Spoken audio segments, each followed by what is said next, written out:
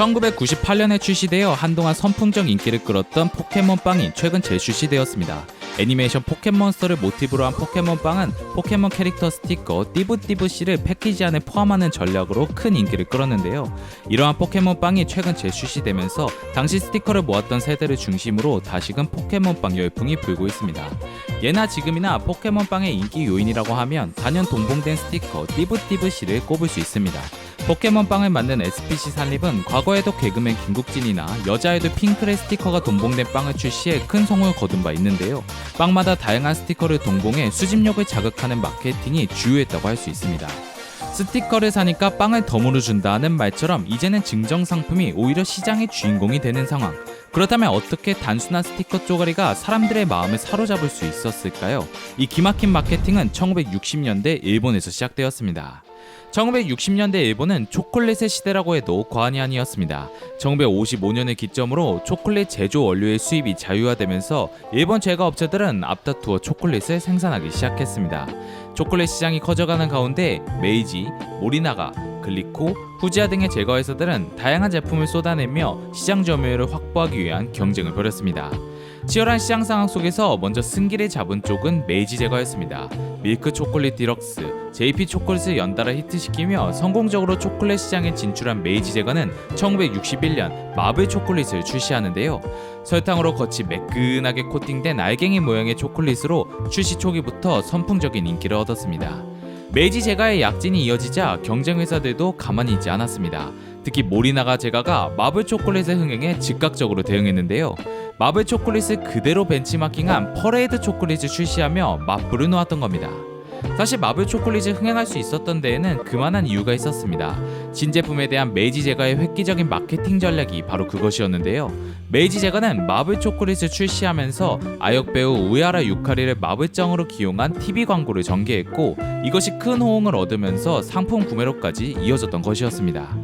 마블 초콜릿은 당시 일본 최초의 당이 초콜릿으로 여름에도 잘 녹지 않는다는 점, 긴 종이 원통형에 7가지 색상을 지닌 특이한 초콜릿이라는 점을 강조했지만 실상은 미국 M&M's 초콜릿의 유사품이나 다름없었습니다. 그렇기 때문에 마블 초콜릿의 유사품인 퍼레이드 초콜릿의 출시에도 메이지 제과가 할 수 있는 것은 많지 않았습니다.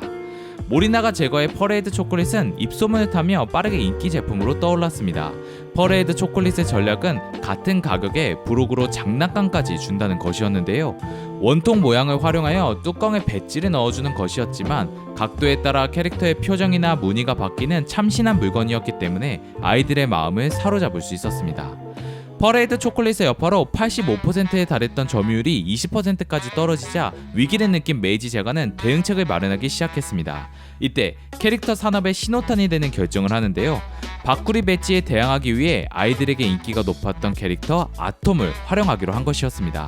당시 메이지 제과는 무시 프로덕션과 철한 아톰 애니메이션에 대한 스폰서 계약을 체결한 상황이었기 때문에 시너지 효과를 기대할 수 있다는 점에서도 탁월한 마케팅 전략이었습니다. 아톰 상품 개발은 메이지 제과 구매부의 초콜릿 담당자 반 쇼지로에게 맡겨졌습니다.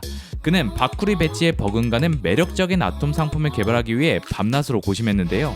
원통형으로 부록의 제한이 따르는 데다 공정거래법에 따라 식품 왕구의 단가가 전체 가격의 2%를 넘지 않아야 하고 위생상 왕구와 초콜릿이 직접 맞닿으면 안 되는 등의 많은 제약이 있어 어려움을 겪었습니다.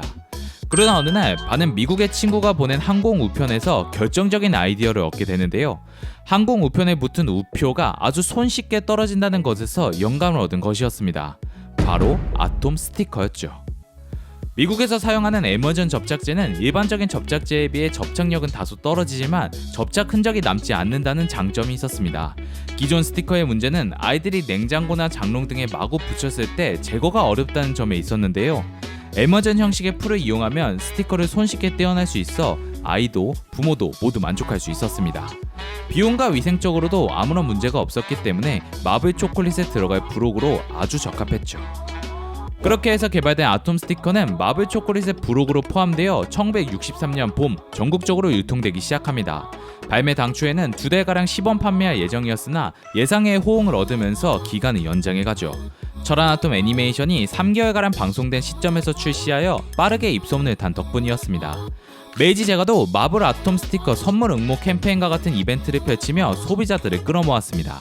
이 행사는 마블 초콜릿 뚜껑 2개를 모아 메이지 제가에 보내면 A5 사이즈의 아톰 스티커를 응모자에게 선물하는 형식이었는데요.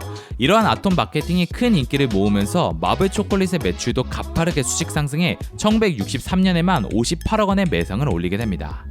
마블 초콜릿 하나로 다시금 정상을 되찾은 메이지 제가는 이후로도 지속적으로 아톰 상품을 내놓았는데요. 이듬해인 1964년에는 스티커를 붙인 뒤 문지르면 그림만 베껴 나오는 매직 프린트 스티커로 또 한 번의 공적인 히트를 기록했고, 포장지를 자르면 스티커가 되는 아톰 껌, 아플리켈에 넣은 아톰 카라멜, 아톰 등장 캐릭터들이 그려진 비스킷, 유가, 후리카케 등 다양했습니다. 아톰 상품으로만 100억 원의 매출을 올린 메이지 제가였지만 영원한 것은 없었습니다. 애니메이션이 막을 내리면서 아톰의 인기도 점차 떨어졌기 때문이었는데요. 마블 초콜릿의 성공 이후 경쟁 관계에 있던 다른 제과 회사들이 너나 할 것 없이 애니메이션 캐릭터 마케팅에 뛰어들면서 다양한 캐릭터 상품이 등장한 이유도 있었습니다. 비록 아톰 스티커의 역사는 길지 않았지만 일본 내에 미친 영향력은 상당했습니다.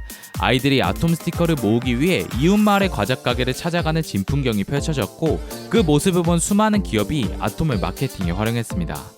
또 식품 제조 회사의 지원이 잇따르면서 일대 애니메이션 붐이 일어나기도 했습니다. 애니메이션 캐릭터가 비즈니스로 활용될 수 있다는 이정표를 세운 겁니다. 아톰 스티커를 개발한 반쇼지로는 스티커가 경품으로 들어간 과자는 이전에 없었어요. 무엇보다 철한 아톰의 스티커여서 아이들이 좋아했죠.